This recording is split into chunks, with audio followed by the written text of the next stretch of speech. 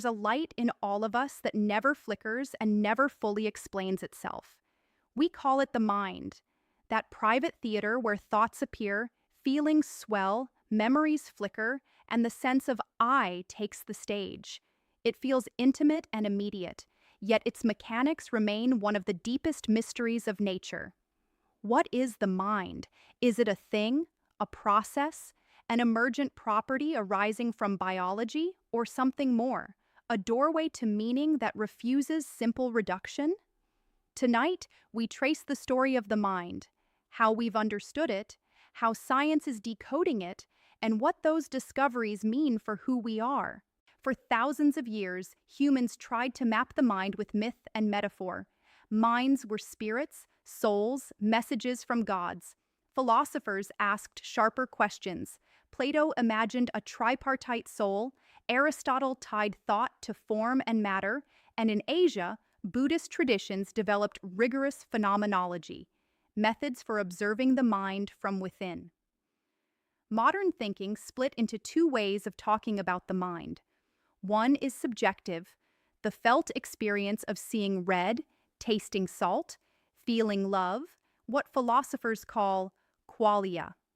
The other is objective, neural activity, behavior, computation. Bridging these two, explaining how physical processes give rise to subjective experience, is the challenge that has driven centuries of inquiry. The 19th and 20th centuries brought new tools. Microscopes revealed neurons. Electricity and chemistry offered mechanisms. Then came neuroimaging, PET scans, fMRI, EEG, ways to watch the brain light up while someone thinks, remembers, or feels.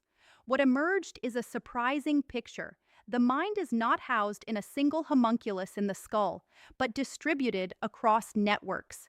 Perception, attention, language, emotion, decision-making, each relies on many interacting circuits.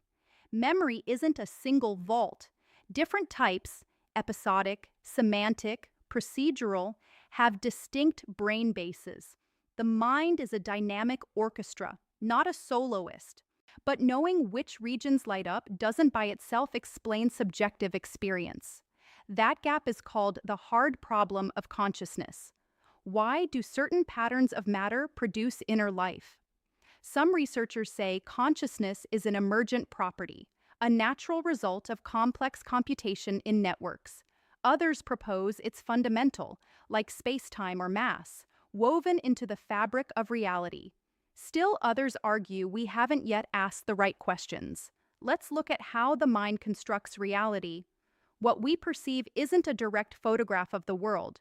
Instead, the brain builds models. It predicts what will happen, tests those predictions with incoming sensory signals, and updates the model when errors arise. This predictive processing framework recasts perception as active inference.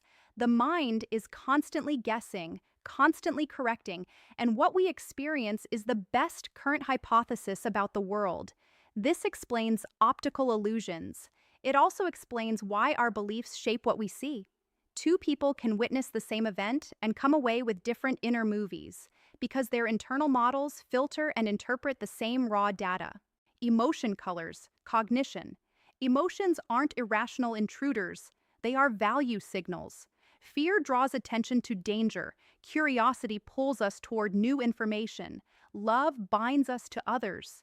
Neuroscience shows emotion and thought are deeply entangled. Decision-making, memory encoding, attention, all depend on affective states. Even creativity thrives at the junction of emotion and cognition. Memory plays a central role in the mind's continuity. Memory stitches moments into a narrative, and narratives build identity. But memory is not a flawless recorder. It is reconstructive. Every time we recall, we rebuild the memory using current knowledge, current mood, and context.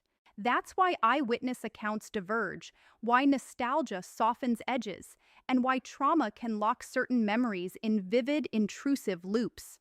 Identity itself is a story we tell.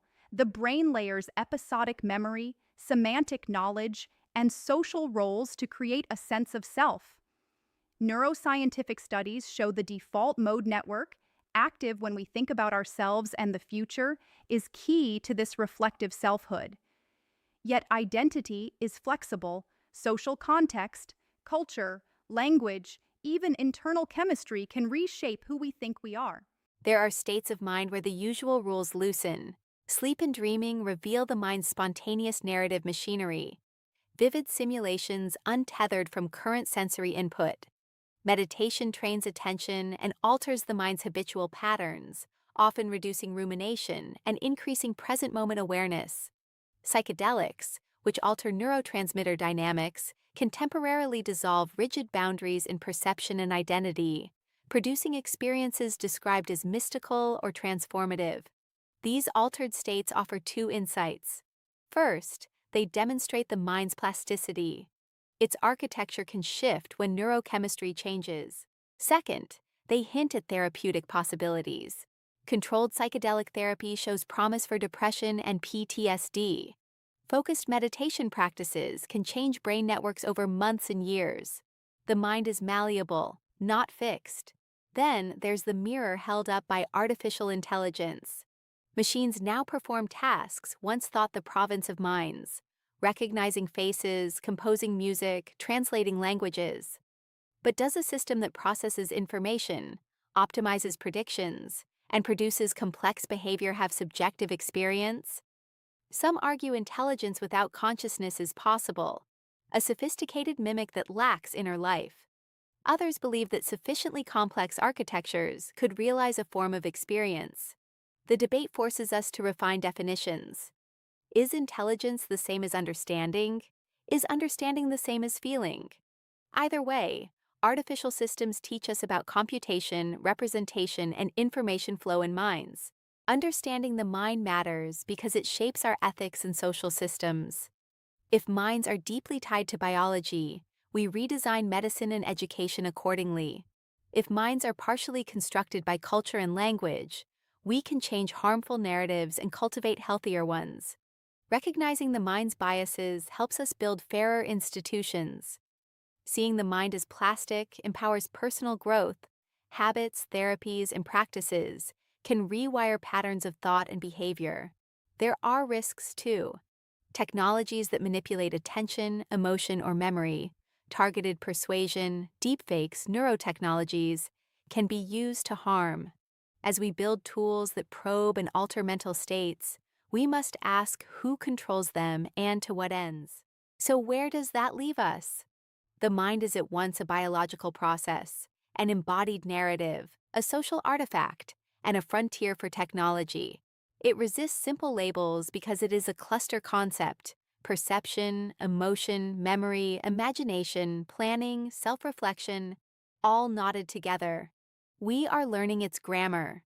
Neural circuits, neurotransmitters, and computational principles reveal how the mind functions. Yet the lived quality, the subtle interiority of experience, continues to challenge explanation. Perhaps the deepest lesson is humility. Minds are both knowers and the known. We use minds to study minds, and that circularity shapes our methods and limits what we can claim.